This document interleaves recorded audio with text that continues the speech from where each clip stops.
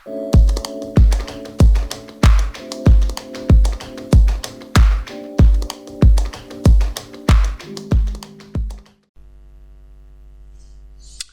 वालेकुम स्टूडेंट्स।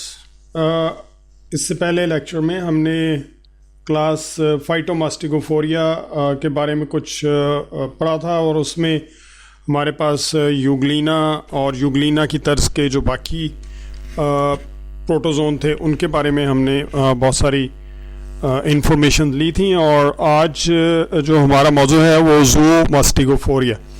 दोनों में फ़र्क ये है कि जो फाइटोमास्टिगोफोरिया है वो जो क्लास है उसमें जो प्रोटिस्ट शामिल हैं उसमें क्लोरोप्लास्ट होता है और वो ग्रीन होते हैं और most of the time as a autotroph काम करते हैं और अपने फूड मटेरियल जो है वो उसको ख़ुद बना लेते हैं। उनमें फोटोसिंथेसिस होती है। लेकिन जो ज़ूओमास्टिगोफोरिया है उनके अंदर क्लोरोप्लास्ट नहीं है। और class zoomastigophora basically out of syllabus है। ये इसके बारे में आपने किताब में भी देखा, लिखा हुआ है कि ये आउट ऑफ सिलेबस है, लेकिन इसको हम पढ़ इसलिए रहे हैं कि ये इंटरेस्टिंग बहुत है और इसके बारे में आपको बीइंग साइंटिस्ट भी पता होना चाहिए और बीइंग कॉमन मैन भी पता होना चाहिए। सो ज़ूओमास्टिगोफोरियंस लैक क्लोरोप्लास्ट, जैसे हमने कहा इनके अंदर क्लोरोप्लास्ट नहीं होता। So they are heterotrophic.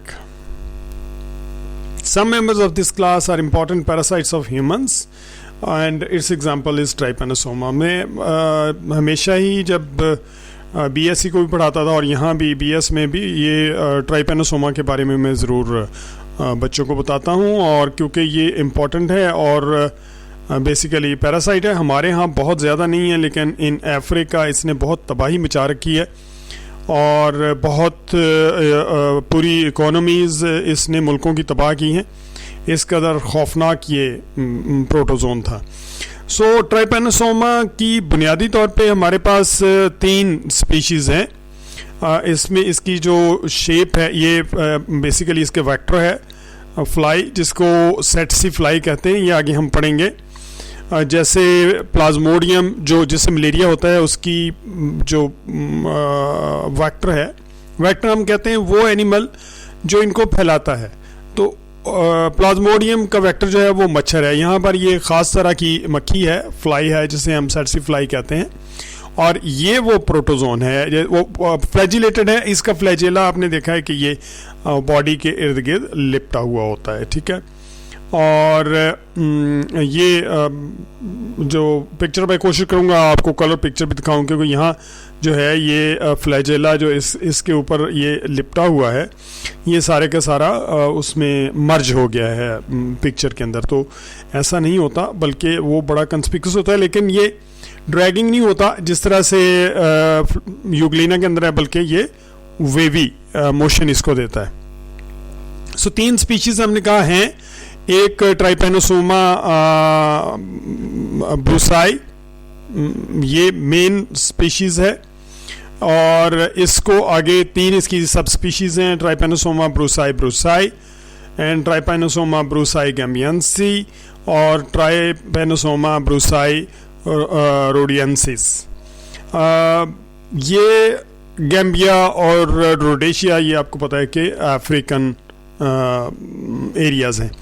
These are collectively called Trypanosoma brucei complex। इन तीनों को Trypanosoma brucei complex कहते हैं और ये इसी फर्स्ट स्पीशीज है, ये सब स्पीशीज़ है, ये पैरासाइट है in the non human mammals, जिसमें ज़्यादातर कैटल्स हैं और जो बाकी 2 हैं वो आमतौर पे ह्यूमन को इन्फेक्ट करती हैं। सेटसी फ्लाई हमने कहा है, ये इसके स्पेलिंग TSE लिखा होता है। तो बाज़ जो स्टूडेंट है उसको CC फ्लाई भी पढ़ते हैं, कुछ टसी भी पढ़ लेते हैं, that's all wrong.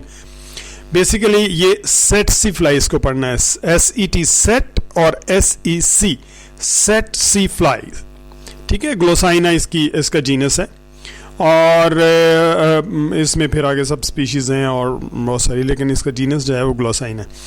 Disease cycle ये ज़्यादा आपके लिए इम्पोर्टेंट नहीं है क्योंकि आउट ऑफ सिलेबस है। डिजीज़ में बेसिकली वही जो पैटर्न है जिस तरह से मॉस्किटो के अंदर होता है और मॉस्किटो में सलाइवा के मॉस्किटो किसी भी डिजीज्ड एनिमल को जिसको ये बीमारी हो उसको वो काटता है, उस तरह ये फ्लाई उसको काटती है और ट्राइपेनोसोमा उसकी बॉडी के अंदर चले जाते हैं, ठीक है, और वहाँ पर ब्लड के अंदर चले जाते हैं और वहाँ पर उसके ब्लड से वो पिक करता है और गट के अंदर ये तकरीबन उनके 10 दिन रहते हैं, वहाँ पर ये सेक्सुअली डिवाइड करते हैं, उसके बाद सलाइवा में आ जाते हैं, वहाँ फिर मल्टीप्लाई करते रहते हैं और वहाँ से फिर ये जब दोबारा किसी डेफिनेटिव होस्ट को, डेफिनेटिव होस्ट मुराद ये कि जिसके अंदर इसकी बाकी स्टेजेस होती हैं या मेच्योर स्टेज होती है, वहाँ चले जाते हैं और वो आमतौर पे ह्यूमन होता है या कैटल्स होती हैं, ये मवेशी, माल मवेशी वगैरह।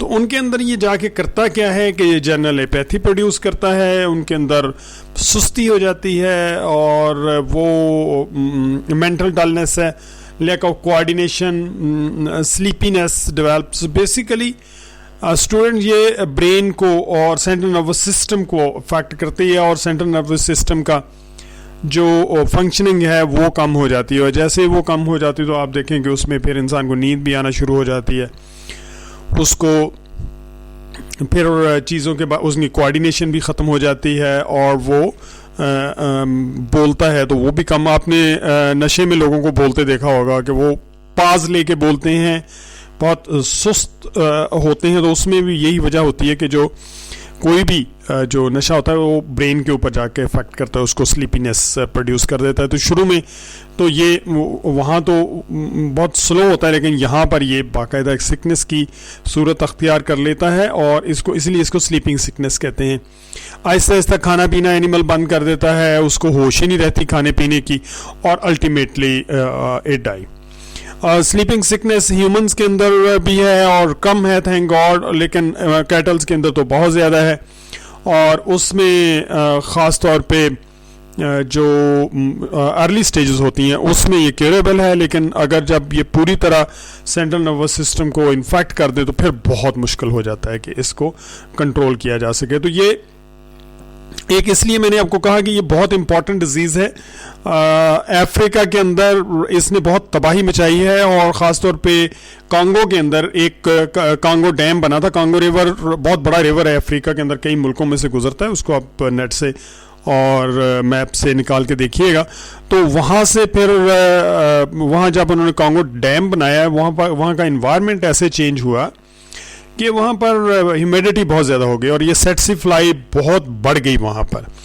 और आपको पता है कि अफ्रीका की जो ज़्यादातर इकोनॉमी है वो कैटल्स वगैरह पे ही मुश्तमिल है, लोगों का गुजारा जो है वो माल मवेशी पाल के होता है। तो हुआ ये कि जब सेट्सी फ्लाई बढ़ी तो इसने ज़ाहिर है उससे इन्फेक्शन बहुत ज़्यादा बढ़ गई ट्राइपेनोसोमा की और कैटल जो हैं वो बहुत मरना शुरू हो गए। नतीजा ये कि उनको जितना फ़ायदा डैम से हुआ उससे ज़्यादा नुकसान कैटल्स के मरने से हो गया।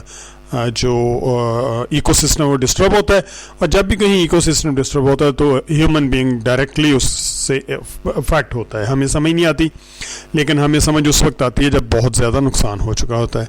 तो स्टूडेंट ये इसलिए ये इसके बारे में आप पढ़ें भी और इसको देखें भी। ये मत समझिए कि ये आउट ऑफ सिलेबस है, यस आउट ऑफ सिलेबस है आपका रिटर्न के लिए, लेकिन आपको कहीं वाइवे में और कहीं ऑब्जेक्टिव में पूछा जा सकता है, किसी इंटरव्यू में।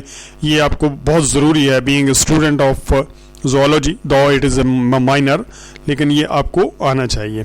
Thank you very much. और कल हम जो नेक्स्ट टॉपिक है उसके साथ इंशाल्लाह शुरू करेंगे।